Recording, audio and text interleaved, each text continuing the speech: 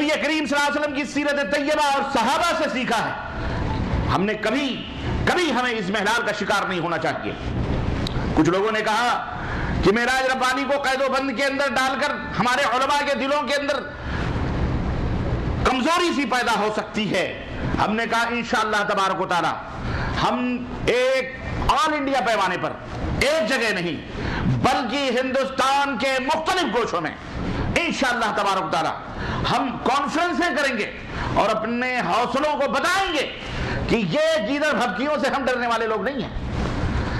ہم حق کی آوازیں کو بلند کرتے رہیں گے انشاءاللہ تبارک و تعالی. ہم امت محمدیہ صلی اللہ علیہ وسلم کو شرک کے اوپر ہم قائم نہیں رہنے دیں گے انشاءاللہ تبارک و تعالی.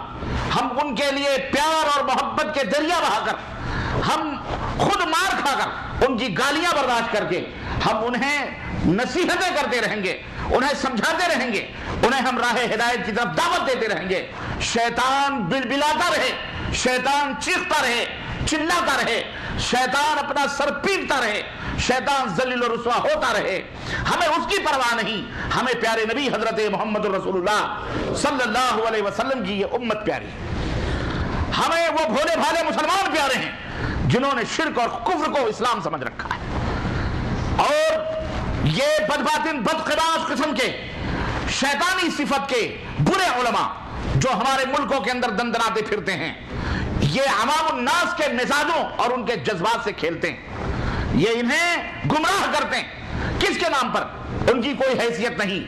وہ مرے ہوئے لوگوں کا نام لے کر کے کہ جناب علی یہ بزرگوں کی توہین کرتے ہیں, جناب علی یہ جو ہے اولیاء اللہ کی گستاخی کرتے ہیں, جناب علی یہ جو ہے بزرگان صالحین کی کو نہیں مانتے, یہ اماموں کو نہیں مانتے, استغفر اللہ. انہوں نے اس طرح کے ایک محاذ قائم کیے ہوئے ہیں, ہندوستان کی سرزمین ہو, پاکستان کی سرزمین ہو یا بنگلہ دیش کی سرزمین ہو.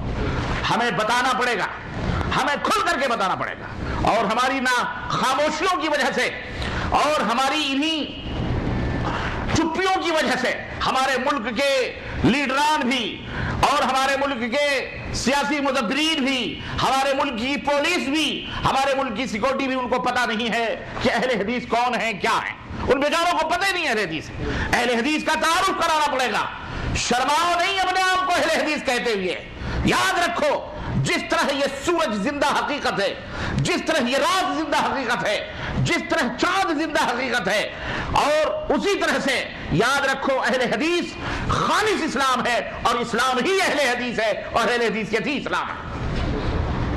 یاد رکھو میرے عزیزو, میرے دوستو, اس میں شرمانے کی کوئی بات نہیں. ہم نے ڈنگے کی چوٹ پر لوگوں کو بتانا ہے کہ اگر تم جنت میں جانا چاہتے ہو, رب کی رضا چاہتے ہو, خوشنودی چاہتے ہو, اگر تم دنیا اور آخرت میں فلاح چاہتے ہو, کامیابی چاہتے ہو, اگر تم عیش و عشرت کی زندگی چاہتے ہو دنیا میں بھی اور آخرت میں بھی, اگر اللہ کی خوشنودی چاہتے ہو, اگر نبی کائنات صلی اللہ علیہ وسلم کی شفاعت کے مستحق بننا چاہتے ہو, تو رب ذوالجلال کی قسم ہے اس کائنات میں صرف اور صرف اہل حدیث وہ جماعت ہے جس کے اندر شریک ہو کر انشاءاللہ تبارک و تعالی عمل صالح کر کے اپنے عقیدوں کو پاک و صاف کر کے آپ اللہ کی رضا حاصل کر سکتے ہیں. اس کے علاوہ رب کعبہ کی قسم ہے کوئی جماعت ایسی نہیں جو کھڑی ہو کر کے یہ کہہ سکے کہ ہم حق پر ہیں, ہمارا عقیدہ درست ہے, ہمارا عمل درست ہے. اللہ کی قسم ان کے عقیدے بھی, ان کے اعمال بھی رب کے قرآن اور محمد الرسول اللہ صلی اللہ علیہ وسلم کے فرمان سے کئی زیادہ دور ہیں, غلط. ایک عقیدہ نہیں, دو عقیدہ نہیں. میرے عزیزو, اسلام نام کس چیز کا ہے؟ اسلام نام کس چیز کا ہے؟ اسلام نام عقیدہ توحید کا ہے. اسلام نام عقیدہ توحید کا ہے. اور جب بنیاد ہی کے اندر غلطی ہو جائے, جب بنیاد ہی کے اندر گھوٹالے ہو جائے, جب بنیاد ہی غلط ہو جائے, تو یاد رکھو عمل سے کوئی فائدہ نہیں ہوتا ہے. عبداللہ ابن جدعان کا نام آپ نے سنا ہوگا. حضرت ام المومنین عائشہ صدیقہ رضی اللہ تعالیٰ عنہ فرماتی ہیں کہ میں نے نبی کریم صلی اللہ علیہ وسلم سے پوچھا کہ اللہ کے نبی, صحیح بخاری کی روایت, عبداللہ ابن جدعان جو حاجیوں کی خدمت کرتا تھا, صلہ رحمی کرتا تھا, بڑا ہی نیک آدمی, اور نام بھی کیا تھا؟ بولو, نام کیا تھا؟ عبداللہ نام تھا. کیا نام تھا؟ عبداللہ نام تھا. صلہ رحمی کرتا تھا, غریبوں کی مدد کرتا تھا, بیواؤں یتیموں کا سہارا تھا، وہ حاجیوں کے لیے سینکڑوں اونٹ ذبح کر کے ان کی ضیافت کرتا تھا، حجاج کی خدمت کرتا تھا، اور مر گیا۔ ام المومنین عائشہ صدیقہ فرماتی ہیں کہ میں نے پوچھا کہ اتنے اچھے اچھے اعمال، اتنی نیکیاں اس نے کی ہیں، اے اللہ کے رسول صلی اللہ علیہ وسلم کیا وہ جنتی ہے؟ آپ صلی اللہ علیہ وسلم نے فرمایا ہرگز نہیں۔ کیوں؟ اس لیے کہ اس کا عقیدہ غلط تھا، اس کی موت شرک پہ ہوئی ہے۔ اس کی موت کس پہ ہوئی ہے؟ شرک باللہ پہ ہوئی ہے۔ تو یاد رکھو، اگر شرک باللہ عقیدے کے اندر موجود ہے، اللہ کے ساتھ شرک موجود ہے، چاہے اللہ کی صفات میں، چاہے اللہ کی عبادات میں، چاہے اللہ کے اسماء میں، اور چاہے اللہ کی ربوبیت میں، یاد رکھو کوئی بھی عمل قابل قبول ہو سکتا، ایک نہیں، 5 وقت کی نہیں، راتوں رات آپ نمازیں پڑھ لیں۔ اور یاد رکھو رات بھر نماز پڑھنا یہ نبی کی سنت نہیں ہے۔ بہت سارے لوگ اس کو تقوی اور طہارت سمجھتے ہیں، رات بھر نماز پڑھی جائے، یہ نبی صلی اللہ علیہ وسلم کی سنت کے خلاف ہے، مزاج نبوی سنت نبوی کے خلاف بھی ہے، اور اس کو لوگ ولایت کا بہت بڑا وہ سمجھتے ہیں، معیار یا علامت سمجھتے ہیں۔ فلانے بندے کی تعریف کی جاتی ہے تو راتوں رات نماز پڑھ رہا ہے۔ ہاں، اور اب تو پتہ نہیں کون کون سی نمازیں پڑھی جا رہی ہیں جناب علی، ایک ٹانگ کے اوپر کھڑے ہو کر کے نماز پڑھی جاتی ہے۔ در مختار کے اندر امام ابو حنیفہ امام اہل السنہ ہے، ہمارے امام ہے رحمت اللہ علیہ، ظالموں نے انہیں بھی نہ بخشا، کہا کہ وہ ایک ٹانگ کے اوپر خانہ کعبہ کی چھت پر کھڑے ہو کے قرآن پڑھ رہے تھے۔ امام ابو حنیفہ رحمت اللہ علیہ کو پتہ نہیں تھا کہ نبی صلی اللہ علیہ وسلم کی یہ سنت کے خلاف ہے، لیکن کہتے ہیں کہ جیسی روح ویسے فرشتے، جیسی روح ویسے فرشتے، کبڑے ہمیشہ یہی چاہتے ہیں کہ پورا شہر کبڑا رہے، خود بدلتے نہیں، قرآن کو بدل دیتے ہیں، خود نہیں سدھرتے۔ امام صاحب کو بھی ٹھوک ٹھٹا کر اور پیٹ پٹا کر اپنے مطلب کے مطابق کرنا ہے، صرف حدیث ہی کو نہیں انہوں نے کہا کہ جناب علی ہم اس کو منسوخ کریں گے، تعویل کریں گے، فنا کریں گے، نہیں، امام صاحب کو بھی پیٹ پٹا کے اپنے مطابق بنانے کی کوشش کی۔ نعوذ باللہ، امام صاحب رحمت اللہ علیہ آج ہوتے تو ان تمام لوگوں سے جو ان کی طرف اپنی نسبت کرتے ہیں برات کا اظہار فرماتے اور کہتے ہیں یہ سارے کے سارے جہنم میں جانے والے بد عقیدہ، استغفر اللہ، نہ میرا عقیدہ، نہ میرا عمل، نہ میرا اجتہاد، کچھ بھی نہیں ان کے پاس ہے، انہوں نے خود گڑھ کر کے خانہ ساز شریعت اپنے گھر کی شریعت بنا کر کے ہماری طرف منسوب کیے۔ امام صاحب رحمت تو عرض کرنے کا مطلب یہ ہے کہ میرے عزیزوں، میرے دوستوں اور بھائیوں، اگر عقیدہ درست نہیں ہے، توحید صحیح نہیں ہے، تو پھر عمل کا کوئی فائدہ۔ یہ ہے رتبہ، یہ ہے مقام توحید کا کہ اللہ تبارک و تعالیٰ نے فرمایا وَمَا خَلَقْتُ الْجِنَّ وَالْإِنسَ إِلَّا لِيَعْبُدُونِ، میں نے انسان اور جنات کو صرف اپنی عبادت کے لیے پیدا کیا ہے۔ یہ عبادت، یہی توحید عبادت ہے کہ اللہ رب العزت کے سوا نہ کسی کی عبادت کی جائے، نہ کسی کے سامنے سر کو جھکایا جائے، نہ کسی کو پکارا جائے، اور نہ کسی کے نام کے نظر و نیاز کیے جائیں، نہ کسی نام کے ذبیحے ذبح کیے جائیں۔ مشکل کشا وہی ہے، حاجت روا وہی ہے لوگوں کو نجات دینے والا، دکھ اور درد۔ بہت سمپل سی بات ہے۔ آپ سوچتے ہوں گے میں کوئی نئی بات کرنے آیا، میں کیا نئی بات کروں گا؟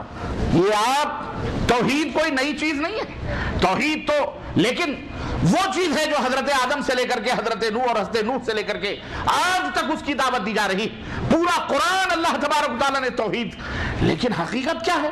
آپ یہ دیکھیں کہ یہی لوگوں کی سمجھ میں توحید کی بات نہیں آتی ہے، چیگم کی طرح اس طرح سے اس کو پھیلایا گیا اور اس طرح سے اس کو سمیٹا گیا اور کھینچا گیا، اللہ کی قسم توحید نہیں سمجھ میں آتی۔ بڑے بڑے منطق اور فلسفے کی کتابیں سمجھ میں آ گئی، بڑے بڑے الجبرا جیسے اور جناب علی مفکرین کی کتابیں ان کی سمجھ میں آ گئی، لیکن توحید جیسی بالکل بسیط اور بالکل گڈریے اور بھیڑ اور بکریوں کے چرواہے جیسے لوگ بھی جو ہے وہ سمجھ گئے، لیکن آج ہماری سمجھ میں نہیں آ رہا۔ ماشاءاللہ تبارک اللہ، بڑی شرف کی بات ہے، حضرت علامہ عبد الرحمن عبد الجبار پریوائی ہمارے درمیان تشریف لا رہے ہیں۔ اہلاً و سہلاً و مرحباً شیخ، جزاکم اللہ خیر۔ اب ہم بریلوی ہوتے تو نعرہ لگوا دیتے، لیکن خوش قسمتی سے تو ہم اس گروپ کے ہیں نہیں الحمدللہ، لیکن ہمارے لیے یہی کیا بات ہے کہ ہم اتنا تو کم از کم اعزاز میں کہیں کہ ہمارے مشائخ یہ ہمارے چاند اور سورج اور چاند آ گئے، تو یہ ہمارے لیے بڑی شرف کی بات ہے، یہ بڑی سعادت کی بات ہے۔ اور یہ وہ لوگ ہیں میرے عزیزوں، اللہ کی قسم اگر یہ کہیں اور ہوتے نا اہل حدیثوں کے علاوہ، ان کے جوتے پوجے جاتے، ان کے سجدے کیے جاتے، لیکن اللہ کا شکر ہے کہ الحمدللہ یہ سجدہ نہیں کیے جا رہے ہیں، ورنہ یہ بھی طاغوت ہو جاتے ہے کہ نہیں؟ یہ اہل حدیثوں میں ایسے الحمدللہ قلم اور زبان اور علم کے شہسوار موجود ہیں، یہ اللہ رب العزت کا فضل ہے۔ یہ میں کل تذکرہ کروں گا انشاءاللہ۔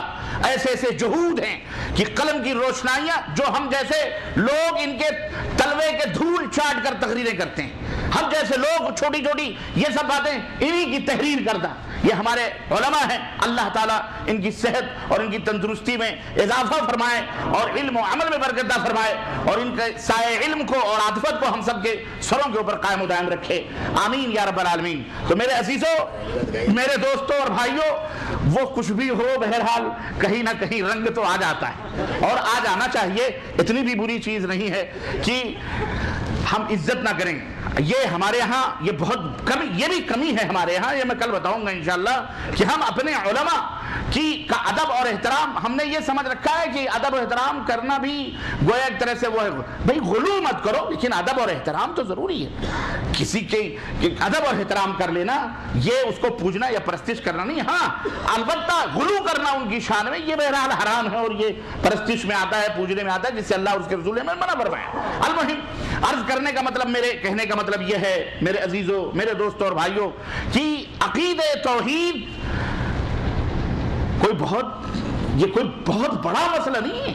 علامہ اقبال کے اس شعر کو آپ ذہن میں رکھیں کہ نہیں، سمجھ میں نقطہ توحید آ تو سکتا ہے، سمجھ میں نقطہ توحید آ تو سکتا ہے، تیرے دماغ میں بت خانہ ہو تو کیا کہیے، تیرے دماغ میں بت خانہ ہو تو کیا کہیے۔ آدمی پہلے سے ہی یہ پلان بنا کے بیٹھا رہتا ہے کہ ہمیں نہیں سمجھنا، تو آپ اس کے آگے کچھ بھی کریں، بھینس کی طرح وہ جگالی لیتا رہے گا، آپ بڑبڑاتے رہیں، کوئی فرق نہیں پڑتا اس کو۔ بہت چھوٹی سی بات ہے، یہ عرب کے گڈریے، یہ بدو سمجھ گئے تھے، اونٹوں کی میگنیاں دیکھ کر کہتے ہیں ہمیں اونٹ کا پتہ چلتا ہے، بکریوں کی میگنیاں دیکھ کر ہمیں یہ پتہ چلتا ہے یہاں بکریاں آئی ہوئی تھی، ان کے پیروں کے نشان دیکھ کر کے ہمیں پتہ چلتا ہے یہاں جانور گزرا ہے۔ وہ کہتا تھا کہ یہ سب دیکھ کر کے ہم بکری اور اونٹ کا پتہ لگا لیتے ہیں، یہ اتنی بڑی کائنات کو دیکھ کر ہم اپنے اللہ کا پتہ نہیں لگا سکتے۔ لیکن بدقسمتی دیکھیے آپ، اللہ رب العزت نے جس کو ہدایت دینا ہے وہ اسی کو ہدایت مل سکتی ہے۔ یہ آپ خوش نصیب ہیں کہ اللہ تعالیٰ نے آپ کو کتاب و سنت کی ہدایت نہ فرمائی، آپ اس کے اوپر اللہ کا شکر ادا کریں، اللہ کی قسم بدلا آپ زیادہ سے زیادہ شکر ادا کریں۔ آپ اللہ کا حق ادا نہیں ہو سکتا جب تک آپ مکمل طریقے سے اللہ کا شکر نہیں ادا کریں گے۔ آپ اللہ کا شکر ادا کریں کہ اللہ نے آپ کو حق و باطل کی تمیز دی ہے، حق و باطل کے درمیان فرق کرنے کی تمیز دی ہے، ورنہ بڑے بڑے جغادری موجود ہیں، بڑے بڑے علامۃ الدہر کے ٹائٹل لگانے والے موجود ہیں، بڑے بڑے شیخ المشائخ اور بڑے بڑے جناب علی قطب الاقطاب کے لیبل لگانے والے موجود ہیں، لیکن قبروں کے سامنے سجدہ ریز ہیں، درگاہیں پوج رہے ہیں، جوتے پوج رہے ہیں، چپل پوج رہے ہیں۔ یہی نہیں، جناب علی اللہ کی قسم میں کیا بتاؤں آپ کو، پیشاب اور پیخانے تک کی پرستش یہ مسلمان کلمہ کو کرتا ہے۔ غیروں کی بات ہم کیا کریں، غیر تو ایک کو پوچھتا ہے، ہم تو شخصیتوں کو بھی پوچھ رہے ہیں، ہمارے یہاں شخصیت پرستی بھی ہے، پیر پرستی بھی ہے، فکر پرستی بھی ہے، امام پرستی بھی ہے، اور نہ جانے کتنی کتنی پرستشیں ہم کر رہے ہیں، جس نگر جس گلی میں دیکھو، اور یہ تمام سب چیزیں ہو رہی۔ یہ کیوں ہیں؟ یہی عقید توحید کے نہ سمجھنے کی وجہ سے۔ اس میں ہمارا قصور ہے، ہماری کمیاں ہیں کہ ہم نے عوام کو کھل کر کے توحید کی بات نہ بتلائی، ہم ڈر گئے، خوفزدہ ہو گئے۔ لیکن اے دنیا کے لوگوں، اللہ کی قسم ڈرنے کی ضرورت نہیں ہے، ڈرنے کی ضرورت نہیں ہے، اٹھو توحید کے پیغام سے اپنے ملکوں کو آشنا کرو۔